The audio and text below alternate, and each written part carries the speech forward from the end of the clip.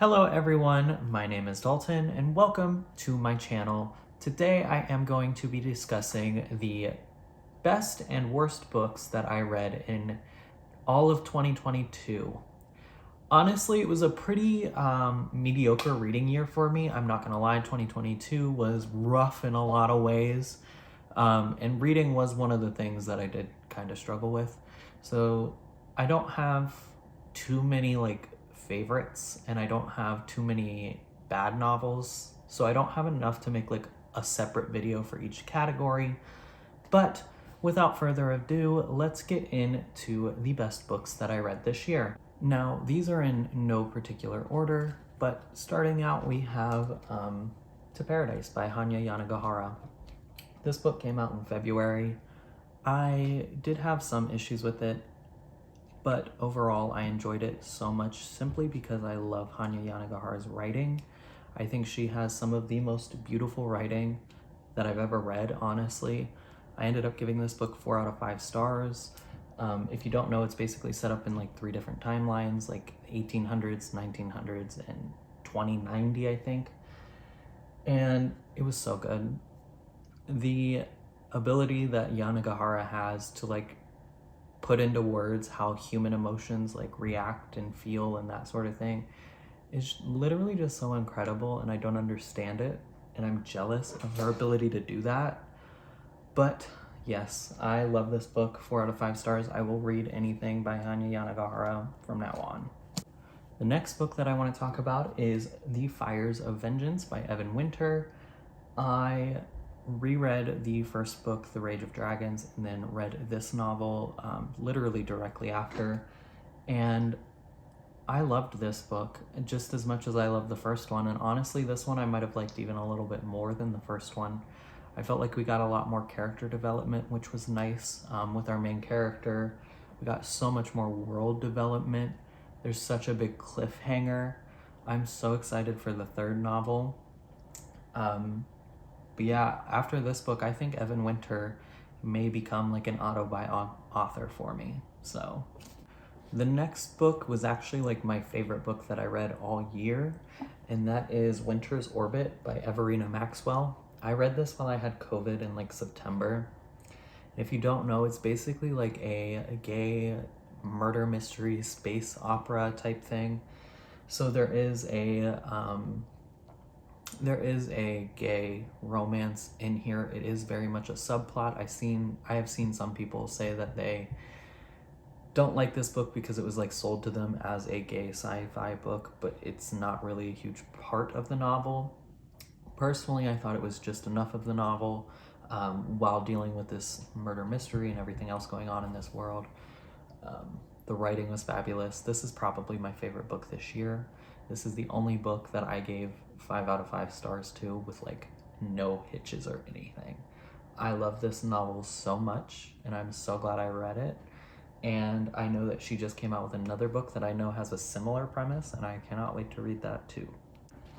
The next book that I want to talk about is probably my second favorite novel that I've read this year, and that is The World We Make by N.K. Jemisin.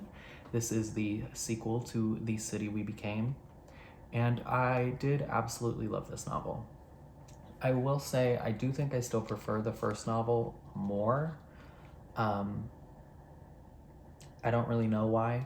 I feel like this was so good, but there were a lot of missed opportunities, and it's explained a little bit more in her acknowledgments and thank yous and that sort of stuff.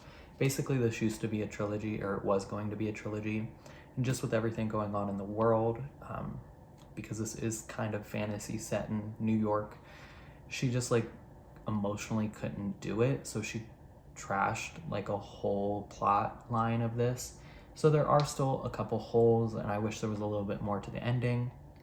But overall, this was still such a great novel. N.K. Jemisin is an auto-buy author from now on until forever. I love her. I love her work. I love her writing. I love everything about her. But 4 out of 5 stars for this one. And then the next book took me by surprise, a lot, and that is The Great Alone by Kristen Hanna. This is a novel about a young girl and her family who moves to Alaska to become homesteaders in like the 70s, 80s, something like that, maybe 60s. I don't remember exactly the year. I might say in the 70s. And basically her father is a Vietnam vet. He suffers from extreme PTSD, and there is like domestic violence and a whole lot of stuff that these characters have to work through and deal with. And it really, really took me by surprise how much I enjoyed this book. I flew through it. I read it in like a day and a half, but I loved it. I'm definitely going to be giving Kristen Hanna another shot. I do own a couple of her other books, Firefly Lane, and I think maybe one other, but dang, did I like this book. I gave it 4 out of 5 stars for sure. Moving on to the worst novels that I read this year. If you liked any of these, obviously, I'm glad that they worked for you, but for one reason or another, they just didn't end up working for me, and I did not enjoy them. No hate to any of these authors or anything. Some of them I do love, but like these books just didn't work for me. And honestly, a lot of them were more disappointing than they were like bad, and I didn't like them.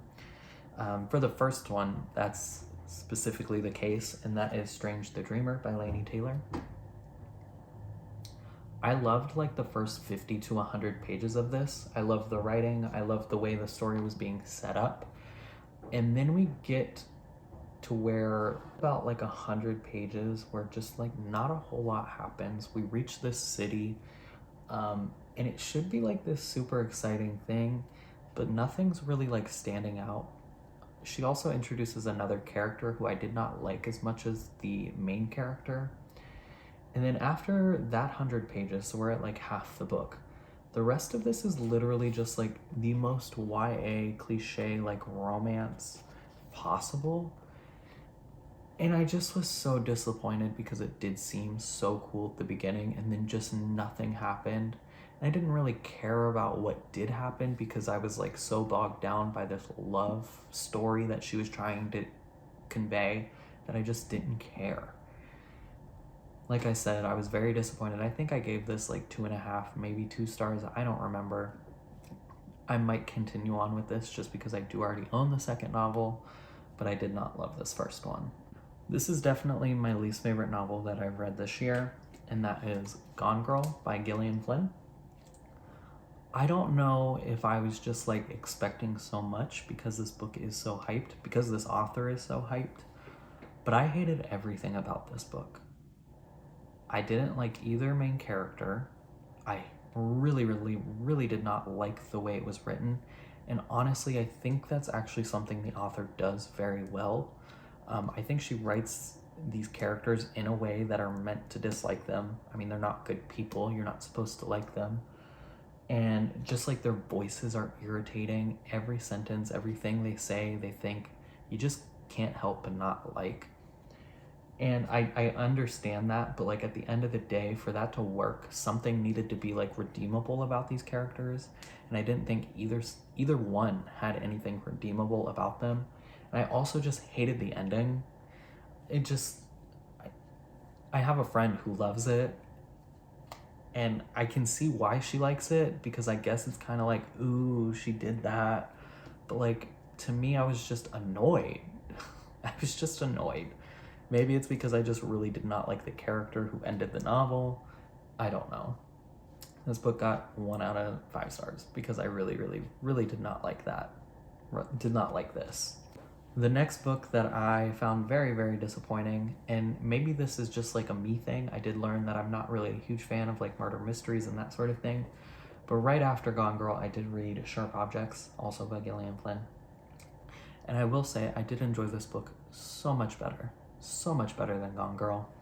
But as like a standalone like novel on its own, not thinking of Gone Girl, I still really, really did not love this novel.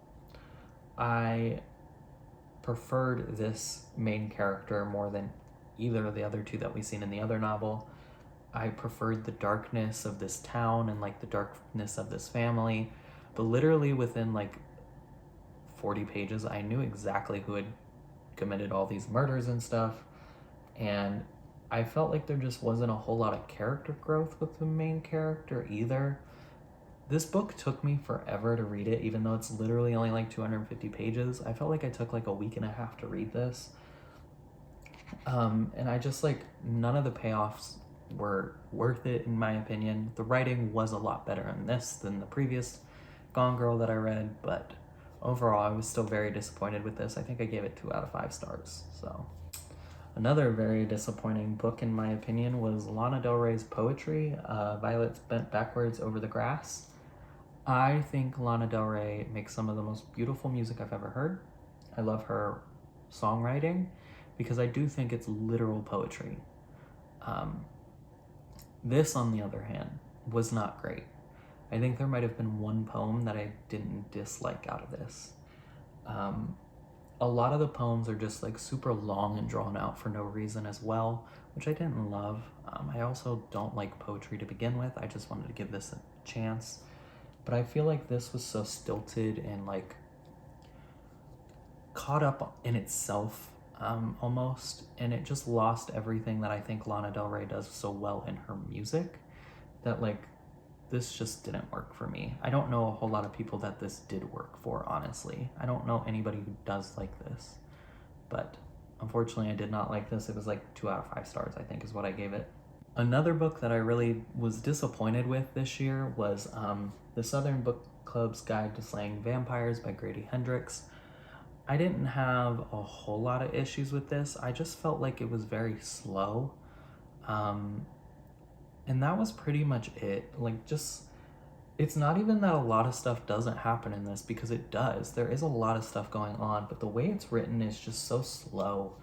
It's like housewives meeting together to talk about books, which sounds great until they discover a vampire, but then nobody believes this lady that she found a vampire, and it's just like, I didn't really love the ending. I felt like they did black character, like Grady Hendrix portrays black characters very weird in this because they all end up dying or something. I did not love this. I'm gonna try to give him a second chance and read something else by him just to see if it's worth the hype. But like, going into this book, I thought it would be great, and I'd give it like 4 out of 5 stars or something, and then I gave it 2. It took me forever to read it because I was just constantly bored chapter after chapter of nothing happening, or then the same thing happening, the same discussion happening, the same 2 characters talking to each other again and again. Overall, I just did not love this book. I think I gave it 2 out of 5 stars. But yes, those are all the books that I either loved or I either did not love this or in the past year. Let me know in the comments what are some books that you absolutely loved and what are some that completely missed the mark and disappointed you a little bit. Don't take any of my comments too seriously. I'm still getting some comments on my last year's, like 2021 most disappointing books or worst books video about how they don't like how I talk about books, and I'm like, that's fine. You don't have to, but like, it's literally just my opinion. If you like the books, that's fabulous. I love that for you. I wish I was in the same boat as you, but they just didn't work for me. And that's literally it. But don't forget to like, comment, and subscribe. Peace out. Bye.